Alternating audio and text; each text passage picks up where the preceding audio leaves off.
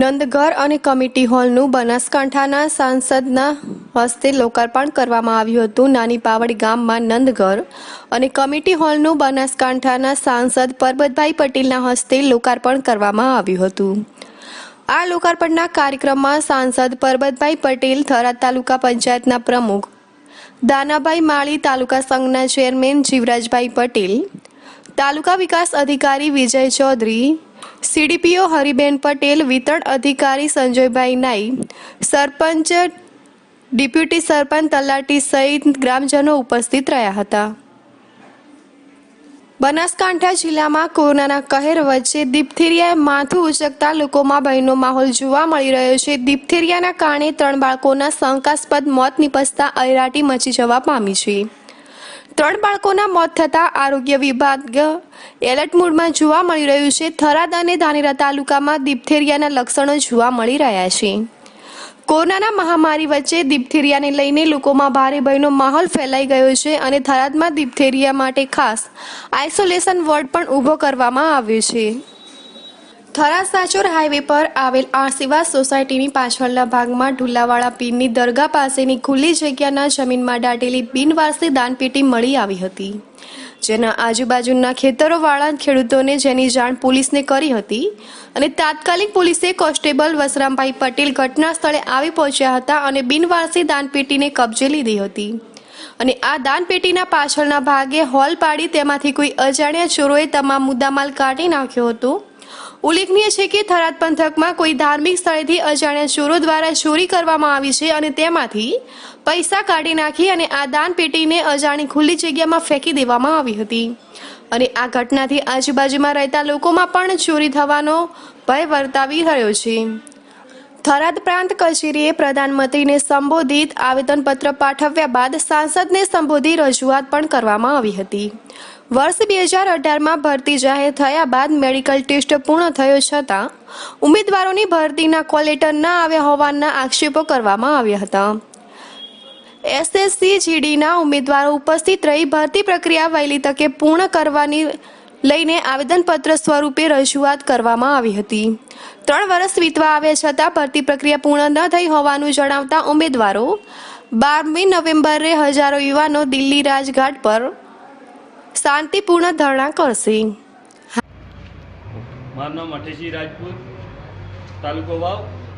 આપણે SSC GD ભરતી 2018માં જે ભરતી પડી હતી તેમાં હજી સુધી આની કોઈ પણ જે ભરતી પ્રક્રિયા પૂર્ણ કરી નથી અને આજે આપણો કેન્દ્ર લેવલની ભરતી હતી તે હજી સુધી 2018નું જે આ પરીક્ષા કોઈ પૂર્ણ કરી નથી, એટલે તેમાં મેડિકલ થઈ ગયું જાન્યુઆરી મહિનામાં, પણ હજી સુધી ભરતીની કોઈ પ્રોસેસ થઈ નથી।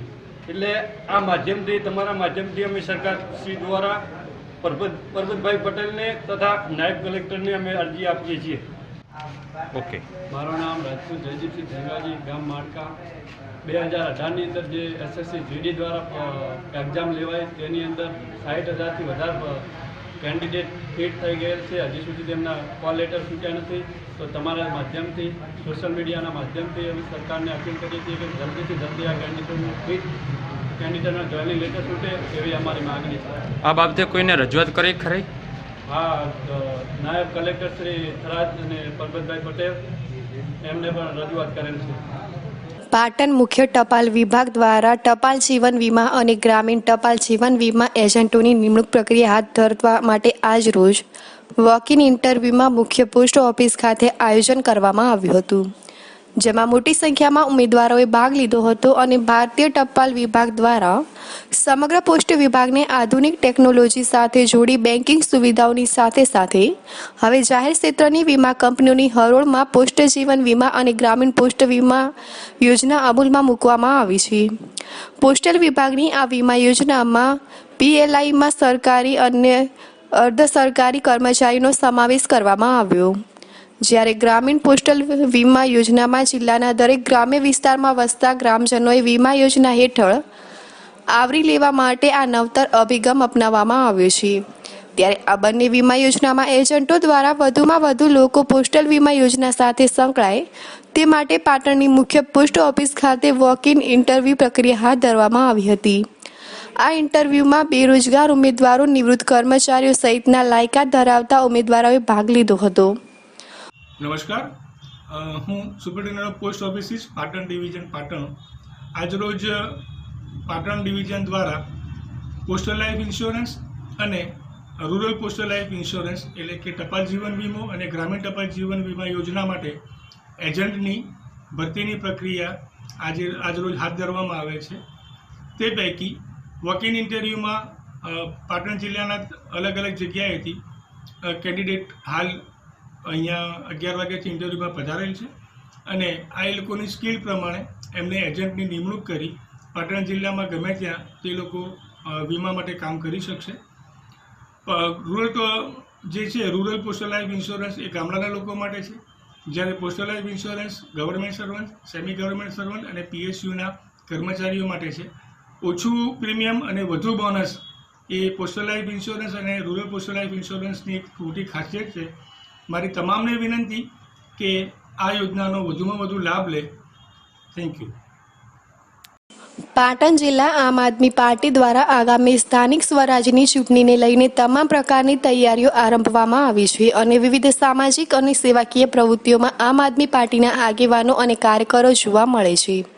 ત્યારે થોડા દિવસ અગાઉ પણ ખાનગી શાળા દ્વારા વિદ્યાર્થીઓની ફીમાં રાહત આપવા માટે આવે તેવી માંગ સાથે આમ આદમી પાર્ટી દ્વારા પાટણ કલેક્ટરને આવેદનપત્ર આપવામાં આવ્યું હતું. ત્યારે આજ રોજ પાટણ શહેરના 3 દરવાજાથી બગવાડા દરવાજા સુધી સફાઈ ઝુંબેશ હાથ ધરવામાં આવ્યું હતું. આ કાર્યક્રમમાં આમ આદમી પાર્ટીના આગેવાનોએ ઢોલ સાથે સફાઈ ઝુંબેશ હાથ ધર્યું હતું, જેમાં મોટી સંખ્યામાં આમ આદમી પાર્ટીના આગેવાનો અને કાર્યકરો હાજર રહ્યા હતા.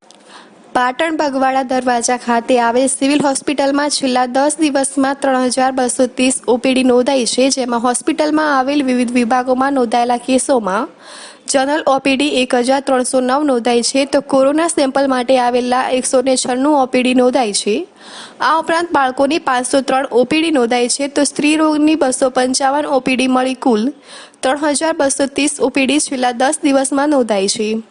તો વાત કરીએ પાટણ સિવિલ હોસ્પિટલની, તો આ હોસ્પિટલમાં મોટાભાગની સેવાઓ રાજ્ય સરકાર દ્વારા બંધ કરી દેવામાં આવી હતી અને તમામ સુવિધાઓ ધારપુર હોસ્પિટલ ખાતે ખસેડવામાં આવી હતી, જેને લઈને પાટણ નગરપાલિકાના કોર્પોરેટર લાલેશ ઠક્કર દ્વારા સતત 4 વર્ષ સુધી હોસ્પિટલની સુવિધાઓ ફરીથી ધમધમતી કરવા માટે તેમજ પ્રાથમિક સુવિધાઓ ઊભી કરવા માટે સિવિલ બચાવો અભિયાન પણ ચલાવવામાં આવ્યું હતું અને જેને લઈ રાજ્ય સરકાર આ અભિયાનમાં સાથે ઝૂક્યું હતું અને સિવિલ હોસ્પિટલમાં સિવિલ સર્જન ડૉક્ટરની ભરતી કરવામાં આવી હતી.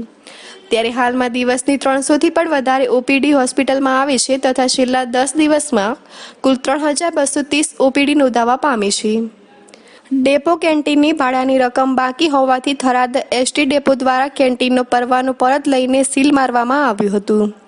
ગુજરાત રાજ્ય માર્ગ વાહન વ્યવહાર નિગમ પાલનપુર વિભાગ દ્વારા થરાદ બસ સ્ટેશનમાં આવેલ દુકાનોને દર વર્ષે ટેન્ડર દ્વારા પરવાનો આપવામાં આવે છે, જેમાં થરાદ ખાતે આવેલ બસ સ્ટેશનમાં આવેલ કેન્ટીનને પરવાનો આપેલો હતો, પરંતુ ભાડાની રકમ ન ચૂકવાતા ST નિગમ દ્વારા વારંવાર નોટિસ આપવામાં આવી હતી અને જણાવ્યું હતું કે તાત્કાલિક ધોરણે ભાડાના રકમની ભરપાઈ કરવી, પરંતુ કેન્ટીનના માલિકે નોટિસોને ગણકારી ન હતી અને ભાડાની રકમની ભરપાઈ કરી ન હતી. આથી થરાદ ST ડેપોના નિગમ દ્વારા પંચોની હાજરીમાં STનો પરવાનો પરત લઈને ST કેન્ટીનને સીલ મારી દીધી હતી, તેમજ તેના માલિકને પણ સૂચનાઓ આપવામાં આવી હતી કે તાત્કાલિક ધોરણે ભાડાની રકમ ભરી દેવી, નક્કર કાયદાકીય કાર્યવાહી કરવામાં આવશે.